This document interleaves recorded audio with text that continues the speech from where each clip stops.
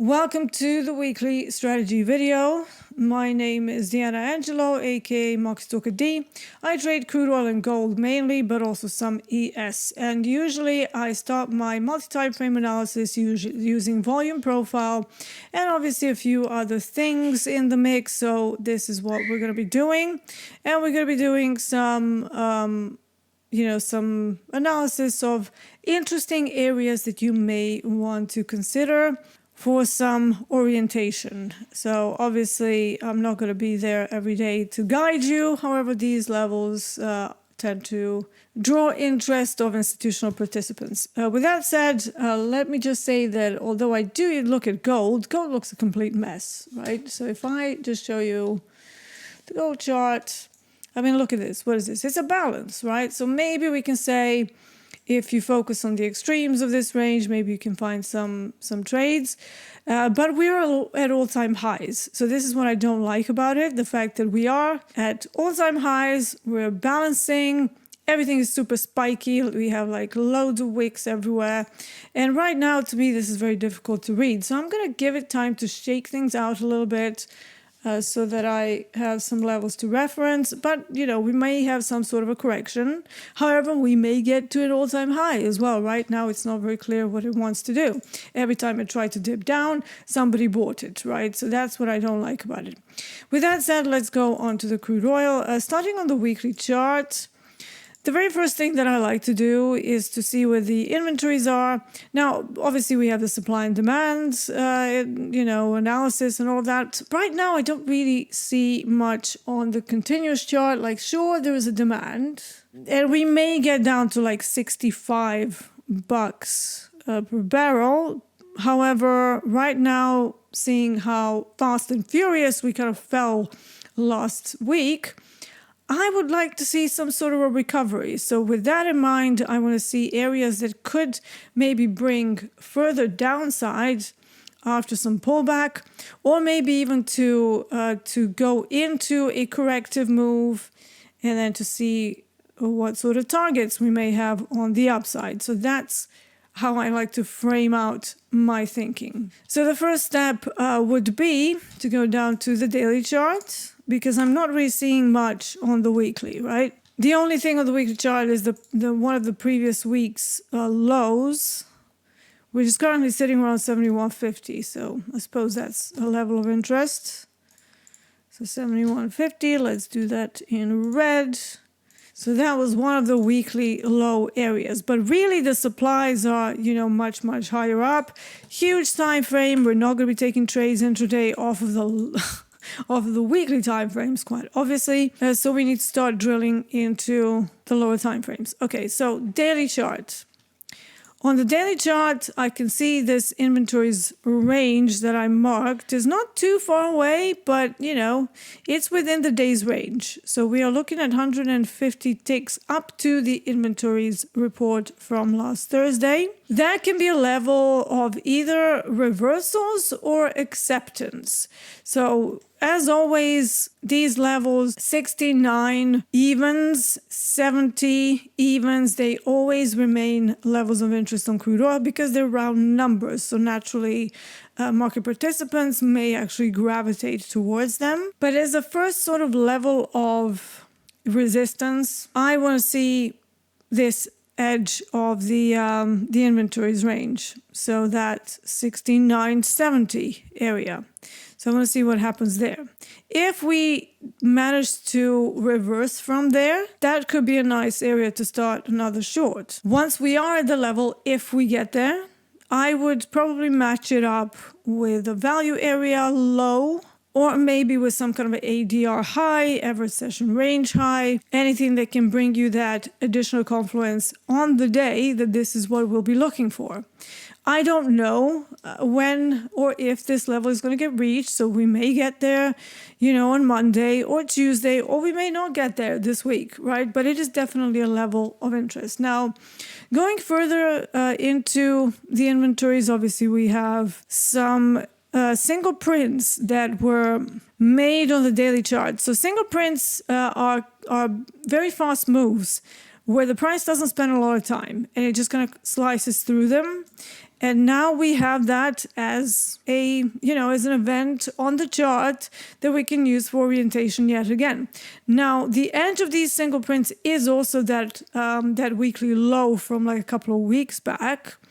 So again, another very interesting area to keep in mind as the price maybe goes into recovery. Now, if we do manage to go all the way there, I wouldn't necessarily expect to see another sell-off from that area, at least not like a significant sell-off. In fact, to me, that would signal more of a recovery. And I would expect the market to start accepting single prints and to actually run even higher. And then to reach the next area of balance at the very top of the single prints, which begins at sort of 70 to 90 area, right? Once we are there, maybe we can start looking for more shorts. But, that's if we continue to go into a recovery and do some more serious pullback. On the downside, I have like 65s as a potential area of interest to the downside. Because on a continuous chart, I could see that there were some demands that are visible there. I'm not going to drag out the continuous chart because I frankly can't be bothered. So yeah, those are some areas that I'm going to be looking at on crude oil.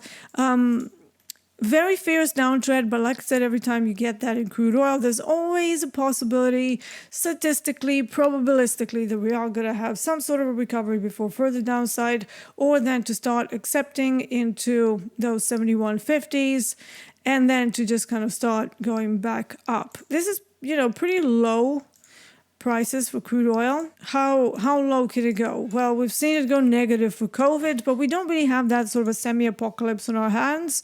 At least nothing obvious that I can, really say, crude oil is going to keep dropping like hot knife through butter. So I'm expecting a bit of a recovery, like gun to the head. If I had to pick a direction, I would say a bit of a pullback this week. All right, let's have a look at ES now. I'm looking at a monthly chart here. That's pretty interesting. So there was a little rally-based rally. I mean, not so little because it's a monthly chart. However, look at this wick. That's interesting. That was the V-shape recovery. And now we have a huge sell-off here. Now, if you look at the weekly chart, we're actually looking at a sell-off from a previous all-time high supply. I would expect the market to actually get down to this offspring conterminous line at 53.64. However, because 5400s gave us a little bounce just at the end, look at that. So it gave us sort of like a little late spike. 5400s remain of interest as well. Then the next area of interest to me would be 54.60, that is the Friday's value high. Now, as the week develops more, we might see these levels change, obviously, and you might get some new reference areas. But for now, 54.50, 54.60 area might be a good area to look out for the shorts. That is actually the edge of Friday's initial balance.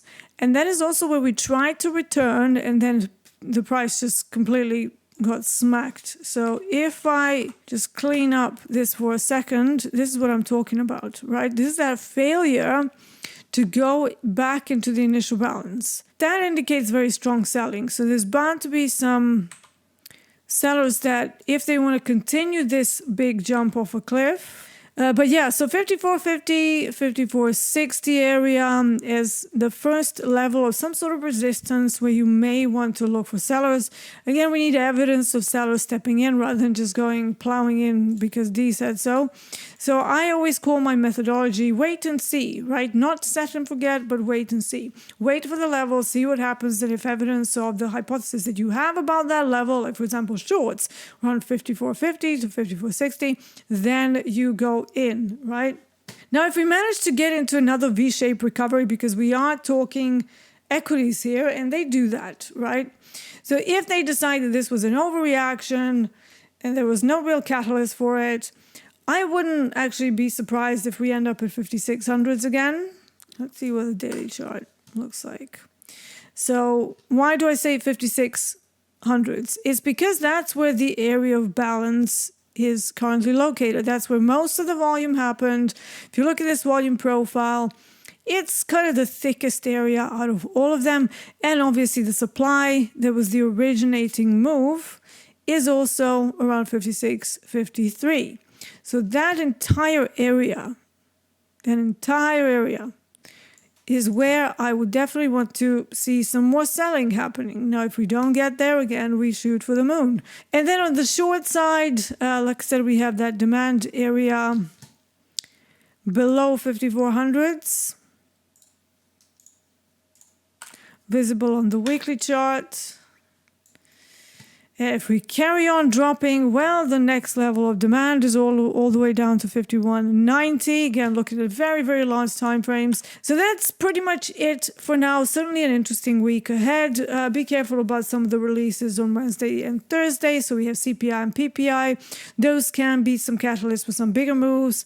And you know, we'll see what Monday or Tuesday brings, but we don't really have much to push things along. Let's take it slow. You know, second week of September is when the big institutions are coming back to their desks, so the big boys are back from their annual leave. So we might see maybe some more normality coming back into the markets, because I feel like all of these moves have been a little bit exaggerated for no good reason.